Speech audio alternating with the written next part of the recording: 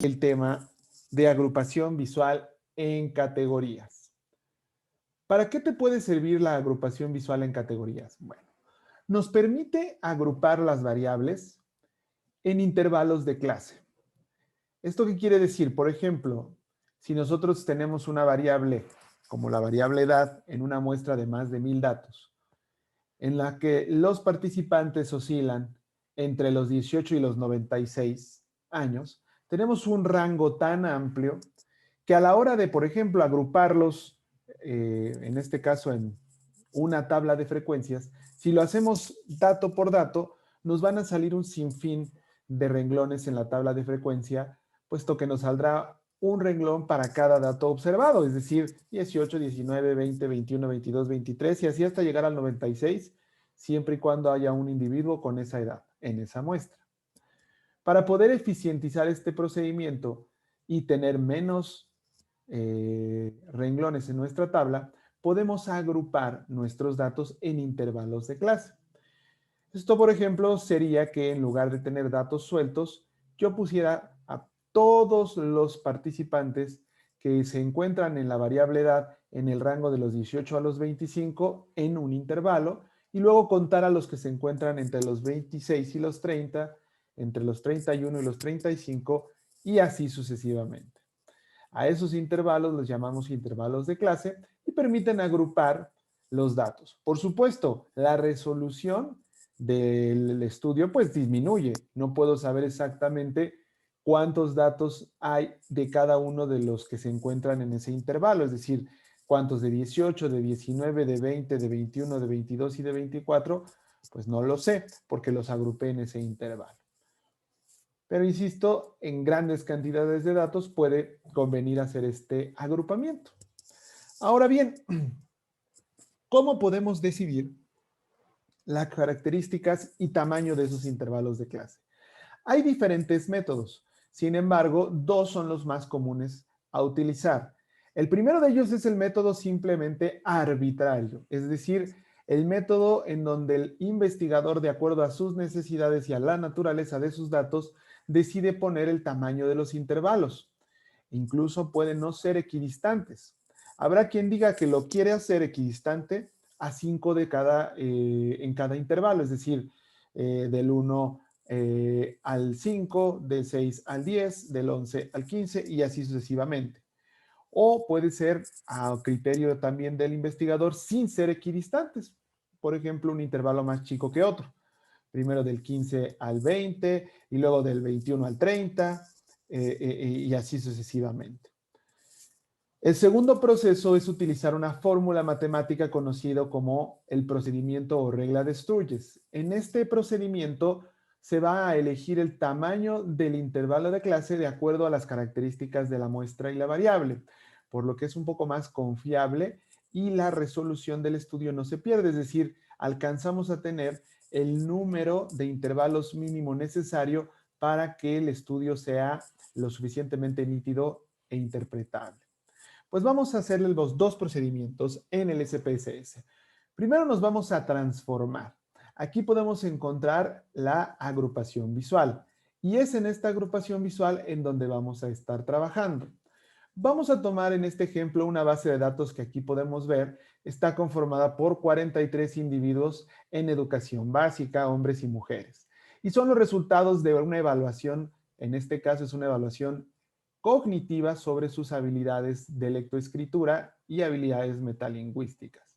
Los puntajes que aquí podemos observar son puntajes estandarizados, es decir, puntajes basados en las distribuciones normales de datos. Es un puntaje escalar, conocido como puntaje estándar, que va en un rango de 45 y hasta 155 datos.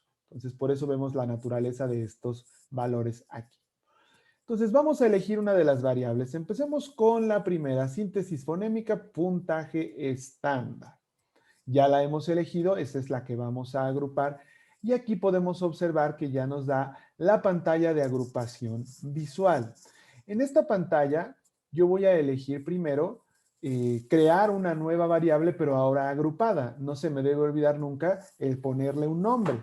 Vamos a poner el mismo nombre, SFPS, que es síntesis fonémica, puntaje estándar, pero le vamos a poner AG para recordar que es agrupada. La etiqueta se pone en automático. Para poder ayudarnos a hacer los intervalos, el programa nos los muestra de manera automática con base en una distribución, en este caso de un histograma. Podemos ver muchos intervalos aquí continuos, dentro de los cuales destacan, por ejemplo, entre 75 y 80.5, el de 86 a 91.5 como los más frecuentes. Bueno, también nos dice que el valor más bajo es el de 75 y que el valor más alto es el de 130. Bueno, la primera forma, la forma totalmente a criterio, es tan sencilla como ir registrando aquí en el valor y etiqueta de esta cuadrícula a partir de qué valor quiero yo considerar los rangos. Bueno, voy a utilizar la siguiente lógica. En este cuadro en Excel que ustedes están viendo está la lógica detrás de los puntajes estándar de esta evaluación cognitiva, en donde los autores han hecho intervalos que no son equidistantes porque están basados en una distribución normal, es decir, la mayoría se concentran al centro y la minoría en los extremos, que van de 45 a 74 puntos, de 75 a 84, de 85 a 94, 95 a 114 y 115 a 155. Si te das cuenta, no son equidistantes. ¿Por qué? Porque, insisto, obedece una distribución normal en donde la mayoría se concentran entre el promedio y el promedio bajo y alto, ¿no? Aquí tenemos esa característica. Promedio alto, promedio bajo, bajo y extremadamente bajo. Vamos a utilizar esa lógica entonces. Vamos a tener aquí a la mano en nuestro Excel para que podamos copiar estos intervalos. Bueno, como podemos ver, nuestro valor más bajo es 75. Esto significa que no podríamos etiquetar a alguien en extremadamente bajo, no lo tenemos, entonces tendríamos que partir del siguiente nivel, el nivel bajo. Para poder fijar los puntos de corte tenemos dos opciones. Poder ponerlos desde los incluidos, es decir, el primer rango va a considerarse del valor que yo dé hacia abajo, es decir, menor o igual a ese número. O excluidos, es decir, a partir de menor a, es cierto, a ese número específico. Vamos a hacerlo en incluidos para que sea muchísimo más fácil. Vimos que este rango, el de bajo, va de 75 hasta 84. Entonces podríamos decir que el primer rango tiene que llegar bajo el término de incluidos hasta iguales o menores a 84. Y eso es lo que vamos a colocar aquí, el número 84. Y en la etiqueta pues le ponemos bajo. Siguiente intervalo al 94. De cualquier valor igual o menor a 94 y por supuesto superior al intervalo previo, lo va a considerar como, vamos a ponerle P bajo, es decir, promedio bajo. El que sigue 114, podemos ir viendo que los estoy tomando de aquí de la tabla y a ese le vamos a poner promedio. Y el que sigue nos lo vamos a dejar en el más alto, es decir, de a partir del 115 en adelante hasta el más alto. Ya no necesitamos ponerle 155 porque además ya vimos que llega hasta 130 y no hasta 155. Entonces, del 115 en adelante hasta el más alto lo vamos a considerar por arriba del promedio. Es más, cambiemos la etiqueta simplemente por promedio alto para facilitar la comprensión del término. Una vez teniendo esto, es suficiente. Se crean aquí ya las etiquetas, le damos clic, ya están creadas las etiquetas y le vamos a dar, se crearán de 0 a 4 etiquetas y le vamos a dar clic en aceptar. Nos está diciendo que se va a crear una nueva variable. Ya lo ha hecho. Y si nos vamos a nuestra base de datos, ya sabes, siempre se ponen hasta el final, ya nos ha generado nuestra nueva etiqueta. Si la queremos tener a la vista, bueno, vamos a moverla.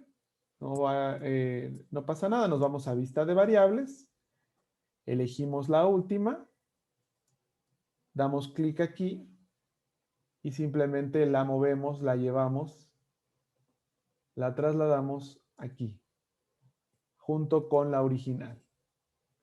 Y ya lo podemos ver. Todos los que están en 115, 115, 130, promedio alto, 75 bajo, 90 promedio bajo, 110 promedio. Ya nos la agrupó. Ahora vamos con el siguiente procedimiento. El siguiente procedimiento es un poco más complejo, pero hay que ser precisos. Es también mucho más confiable. Y ese proceso se basa en calcular los intervalos de clase bajo el método de Sturges, bajo la regla de Sturges. Y la regla de Sturges la vamos a colocar aquí para que la podamos conocer. Voy a escribirla aquí de este lado. La regla de Sturges es igual a 1 más 3.32 por el logaritmo de la n. Esta es la regla que necesitamos para calcular el tamaño del intervalo, el número, perdón, de intervalos de clase. Es decir, cuántos intervalos necesito para que no se pierdan los datos, no se agrupen demasiado, pero tampoco se queden extremadamente sueltos. Esta es la lógica. Para ello necesito, por supuesto, varios datos que aquí he programado en este Excel que voy a compartirles en la biblioteca digital para que lo puedan utilizar. Necesitamos el valor mínimo, el valor máximo, el rango, por supuesto, ya sabes, se calcula haciendo la resta del valor máximo menos el valor mínimo. Necesitamos calcular con la regla de Sturges el tamaño, en este caso, el número, perdón, de intervalos que tenemos, de intervalos de clase que tenemos que tener, la amplitud, de qué tamaño va a ser cada uno de esos intervalos, y el primer punto de corte, que es el valor mínimo más la amplitud. Es decir, si el más chico es 75 y la amplitud es de 7.86, mi primer punto de corte parte de 82.86. Estos datos yo los necesito. Vamos a hacer el procedimiento. Nuevamente transformar, nuevamente agrupación visual, pero ahora vamos a seguir usando también la síntesis fonémica. La elegimos, le damos clic en continuar y en el cuadro de diálogo que hemos estado utilizando, ahora vamos a trabajar con esta nueva lógica. De entrada vamos a ponerle un nombre, no se nos vaya a olvidar porque eso puede ocurrirnos. Vamos a pasar esto un poquito más para acá para que lo puedan ver con facilidad. Y vamos a ponerle SFPSAG, agrupada, pero ST, por Sturges. Los datos que necesito ya los tengo aquí. ¿Cuál es el valor mínimo? 75, lo coloco aquí. El valor máximo, 130. Luego entonces el rango, 130 menos 75 es de 55. ¿Vale? Ahí lo dejamos. La regla de Sturges hay que calcularla. 1 más 3.2 por logaritmo de la n. ¿Cuántos individuos tengo? Aquí lo veo. Hay 43 casos explorados. Aquí está, 43 casos explorados. Bueno, entonces hago la operación. De hecho, yo ya lo he programado aquí en Excel. igual a 1 más 3.32 por logaritmo de 43. Me sale 6.4, es decir, tiene que haber 6.4 intervalos de clase. Se va a redondear y la recomendación siempre es redondearlo al inmediato superior. Algunos autores dicen que al más cercano. No, hazlo al inmediato superior porque si no, no va a alcanzar el número de intervalos y puede ser que algunos datos superiores, cercanos al máximo, se pierdan. Entonces déjalo en 7. Ahora la amplitud, el tamaño de los puntos, perdón, el tamaño de cada corte, es decir, va a ir subiendo de qué, de tanto en tanto, de 5 en 5, de 6 en 6. Bueno, hacemos el cálculo de la amplitud, se hace justo dividiendo el rango, que es 55, entre el valor que nos dio la regla de Sturges, que en este caso es 7 por el redondeo. Y esto nos da un valor de 7.86. Ojo, aquí, si la variable es cuantitativa continua, se puede dejar así con decimales. ¿Por qué? Porque es continua. Pero como esta es discreta, lo mejor es nuevamente redondearlo al inmediato superior, que en este caso es 8. Y, por supuesto, ¿dónde va a estar nuestro primer punto de corte? Pues sí, de arriba del 75, 7.86 por arriba de él, es 82.86, es decir, redondeado, nuestro primer punto de corte va a estar en el 83. Y para poder hacer esto, la diferencia es que ahora nos vamos a ir a dar clic aquí, en lugar de hacerlo a mano, en crear puntos de corte. Vamos a dar clic aquí y se superpuso la tabla, aquí está. Vamos a ir indicando justamente con estos datos la información aquí. Primera ubicación del punto de corte, pues ya lo vimos, debe de ser 83. Aquí está, primer punto de corte. Número de puntos de corte, ya también lo decidió la regla de Sturges. El número de puntos de corte, es decir, el número de intervalos de clase va a ser 7. Y la anchura, la amplitud, 8. Esto significa que nuestro último valor está hasta el 100, nuestro último punto de corte llega hasta el 131, lo cual es conveniente porque nuestro valor máximo es de 130, no vamos a perder a ninguno. Le damos clic aquí, nos muestra incluso ya gráficamente los puntos de corte, como los podemos ver, y nos los ha trazado aquí. Incluso nosotros podríamos aquí ponerle alguna etiqueta si así lo quisiéramos, o simplemente dejarlo así. Aceptar. Nos dice que va a crear una nueva y nuevamente lo ha hecho. Ya lo sabes, se fue hasta el final. Entonces nuevamente vamos a tomar nuestra última variable en vista de variables, le damos clic en el numerito y sin soltarla la trasladamos abajo de la variable. Vamos a hacerlo nuevamente. Y aquí la soltamos. Regresamos a vista de datos y las vamos a ver aquí. Y justamente ahí está. Los agrupó diferente. Pero la diferencia es que la del lado izquierdo está hecha con el criterio de la prueba y la de la derecha está hecha con un criterio matemático, estadístico, confiable para que el agrupamiento tenga una buena resolución.